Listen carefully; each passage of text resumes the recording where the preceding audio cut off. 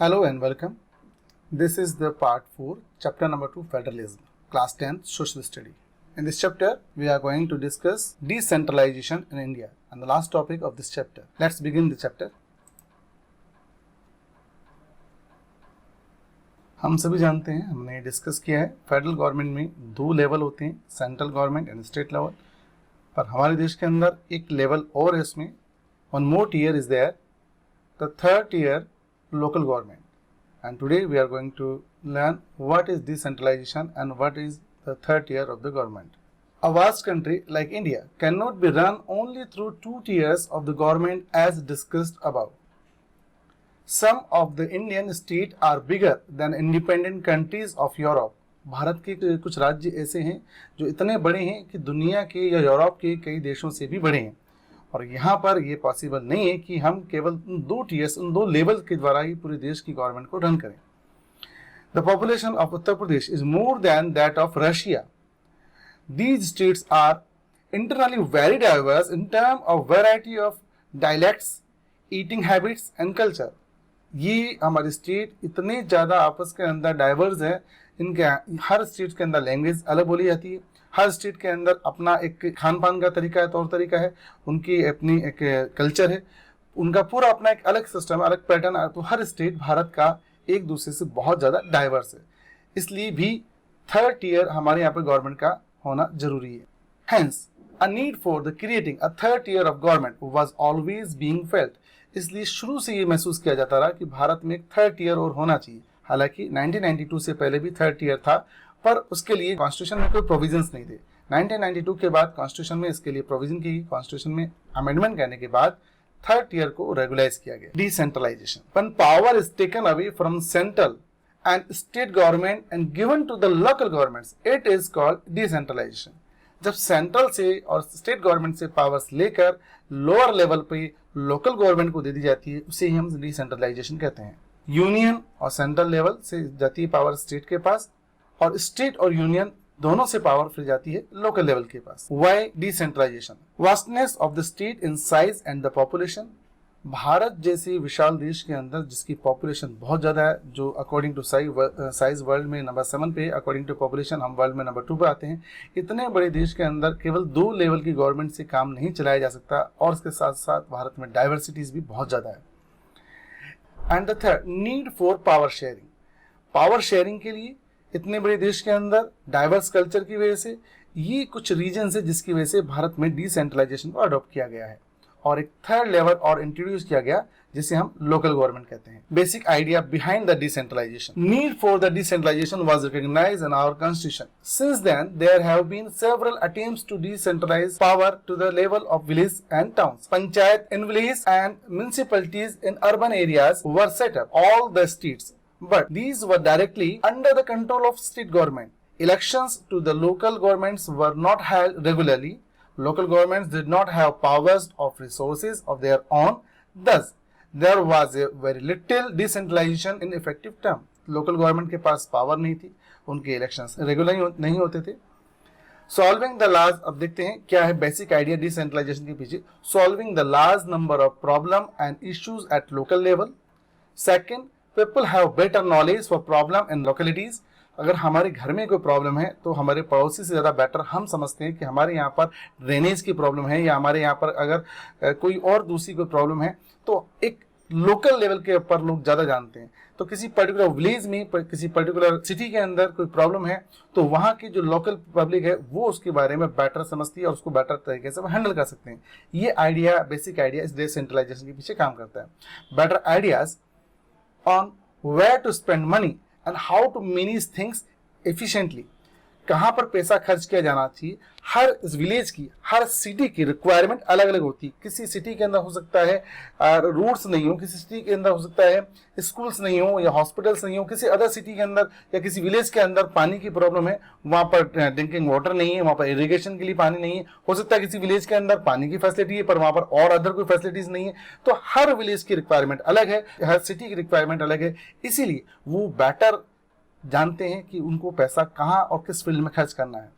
People participate in decision making, और इससे लोकतंत्र और ज्यादा मजबूत होता है. To realise one important principle of democracy, local government. और लोकल गवर्नमेंट डेमोक्रेसी को रियलिस्टिक फॉर्म में लाने के लिए भी जरूरी है। मेजर स्टेप्स टुवर्ड डिसेंट्रलाइजेशन, मैंने अभी आपको बताया था कि 1992 से पहले डिसेंट्रलाइजेशन को रेगुलाइज नहीं किया गया था, उसके लिए सरकार ने कोई प्रयास नहीं किए थे। पर 1992 के बाद कॉन्स्टिट्यूशन में अमेंडमेंट किया गया और उस अमेंडमेंट के बाद डिसेंट्रलाइजेशन को रेगुलाइज किया गया और लोकल गवर्नमेंट के लिए कई रूल्स और रेगुलेशंस बनाए गए।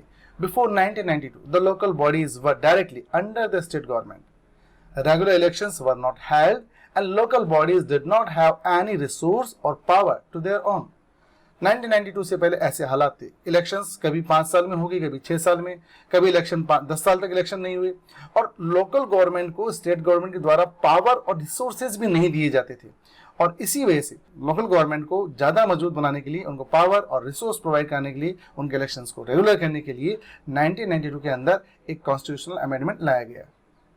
After 1992, Constitution was amended to make that third year of democracy more powerful and effective. The steps taken are mandatory to hold regular elections to local government bodies.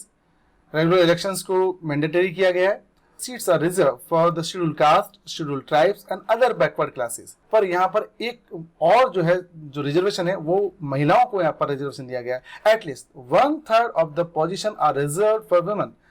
Bharat के अंदर central level पे और state level पर महिलाओं को reservation नहीं दिया गया है, पर रिजर्वेशन दिया गया है लोकल गवर्नमेंट के अंदर। An independent institution called the state election commission has been created in each state.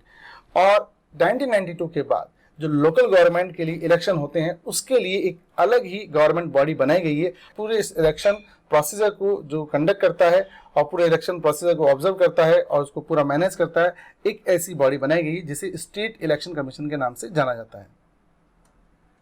And last, the state government are required to share some power and revenue with local government bodies। यहाँ तक कि इस constitutional amendment में यह भी कहा गया है कि कितना परसेंट रेवेन्यू जो है वो लोकल गवर्नमेंट को सेंट्रल और स्टेट गवर्नमेंट के द्वारा प्रोवाइड कराया जाएगा। Rural local government is popularly known by the name panchayati raj. तो रूरल लेवल के ऊपर जो लोकल गवर्नमेंट होती है उसे हम पंचायती राज कहते हैं और अर्बन लेवल के ऊपर जो लोकल गवर्नमेंट होती है उसे हम म्युनिसिपल कॉर्पोरेशन कहते हैं, panchayati raj, local self government. Each village or the group of villages in some state has a gram panchayat. This is a council consisting of several ward members, often called panch, and a president or sarpanch.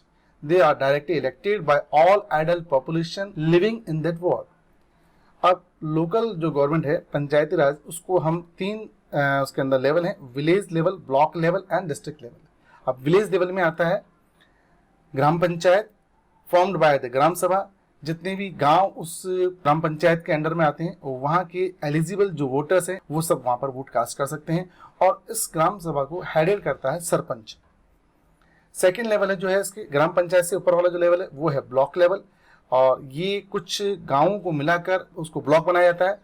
Block level के ऊपर जो institution है उसका नाम है पंचायत समिति, elected by the panchayat member, और इनको पंचायत मेंबर के द्वारा इलेक्ट किया जाता है। और यहाँ पर जो एग्जीक्यूटिव ऑफिसर होता है वो बीडीओ, ब्लॉक डेवलपमेंट ऑफिसर के नाम से जाना जाता है और चेयरपर्सन को हम प्रधान कहते हैं। पंचायती राज सिस्टम के अंदर रूरल लोकल सेल्फ गवर्नमेंट के अंदर जो टॉप लेवल है वो है डिस्ट्रिक्ट, और डिस्ट्रिक्ट के अंदर जो पंचायती राज संस्था है उसे हम जिला परिषद कहते हैं। और जिला परिषद का जो फॉर्मेशन है वो इस प्रकार है, इसके ज़्यादातर मेंबर्स जो होते हैं वो इलेक्टेड होते हैं, पर लोकसभा की जो मेंबर्स हैं और एमएलए जो हैं उस डिस्ट्रिक्ट से जो लोकसभा मेंबर होता है और एमएलए जो होते हैं वो भी जिला परिषद के मेंबर होते हैं। जिला परिषद के हेड को चेयरपर्सन बोलते हैं। Similarly, local government bodies exist for urban areas as well. Municipalities are set up in towns. Big cities are constituted into municipal corporation।